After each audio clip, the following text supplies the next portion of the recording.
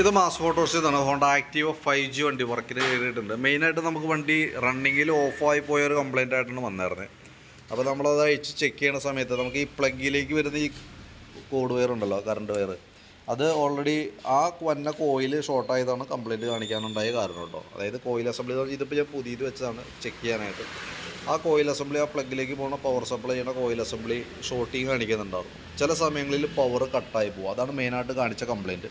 അപ്പോൾ നമ്മളത് അഴിച്ച് മാറ്റി ടെസ്റ്റ് ഡ്രൈവൊക്കെ നടത്തി കൺഫേം ചെയ്തിട്ടുണ്ട് കംപ്ലയിൻറ്റ്. 275 രൂപയാണ് നമുക്ക് അതിൻ്റെ കോസ്റ്റ് വരിക, അതായത് കോയിൽ അസംബ്ലിയുടെ. പിന്നെ നമുക്ക് സർവീസ് ചാർജ് അഡീഷണൽ ആയിട്ട് വരും.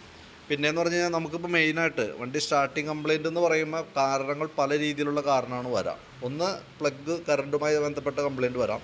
പിന്നെ പെട്രോളുമായി ബന്ധപ്പെട്ട കംപ്ലയിൻറ്റും വരാം, അതായത് കാർബറേറ്ററുമായി ബന്ധപ്പെട്ട പ്രോബ്ലം. നിലവിൽ പ്രത്യക്ഷത്തിൽ ഇത് കാർബറേറ്റർ കഴിച്ച് ക്ലീൻ ചെയ്തിട്ട് ഒരുപാട് ആയേക്കണ പോലെയൊക്കെ തോന്നുന്നുണ്ട്. അപ്പോൾ അതുമായി ബന്ധപ്പെട്ട എന്തെങ്കിലും ഒരു കംപ്ലയിൻറ്റ്സ് ഒക്കെ റിപ്പീറ്റ് വരാനായിട്ടുള്ള സാധ്യതയൊക്കെ വളരെ കൂടുതലുണ്ട്. ഇപ്പോൾ കാണിച്ച പ്രോബ്ലം ഈ ഇലക്ട്രിക്കൽ സംബന്ധമായിട്ടുള്ള ഈ കോഡ് വയറുമായി ബന്ധപ്പെട്ട് ഇഗ്നിഷൻ കോയിലുമായി ബന്ധപ്പെട്ട കംപ്ലയിൻ്റ് ആയതുകൊണ്ട് അത് നമ്മൾ സോൾവ് ചെയ്തിട്ടുണ്ട് കേട്ടോ.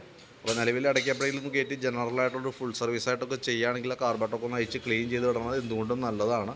കാരണം അങ്ങനത്തെ ഒരു പ്രോബ്ലം വന്നാലും ലക്ഷണം കാണിക്കുന്നത് ഒരൊറ്റ ലക്ഷണമായിരിക്കും, സ്റ്റാർട്ടിങ് കംപ്ലയിൻറ്റ്, റണ്ണിങ്ങിൽ ഓഫ്, അതായിരിക്കും കാണിക്കുക.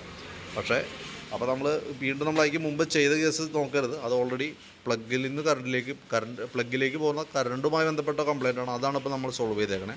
കാർബറേറ്ററുമായിട്ടുള്ള പ്രോബ്ലം വരാൻ സാധ്യതയില്ലായൊന്നുമില്ല, വന്നേക്കാം. കാരണം മഴയത്ത് കൂടുതലായിട്ട് അങ്ങനെ സാധാരണ കാണിക്കാറുണ്ട്. പക്ഷേ ഇപ്പോഴത്തെ പ്രോബ്ലം നമ്മൾ സോൾവ് ആക്കിയിട്ടുണ്ട്. അതിൻ്റെ ഡീറ്റെയിൽസ് വാട്സാപ്പിനകത്ത് ഞാൻ അതിൻ്റെ എസ്റ്റിമേറ്റും ഡീറ്റെയിൽസ് വീഡിയോസ് ചെയ്ത് വാട്സാപ്പിലേക്ക് ഇട്ടേക്കാം. വർക്ക് കംപ്ലീറ്റ് ആയിട്ടുണ്ട്. എപ്പോൾ വേണമെങ്കിലും വണ്ടി എടുക്കാവുന്ന രീതിയിലേക്ക് സെറ്റ് ആക്കിയിട്ടുണ്ട്. ഓക്കെ.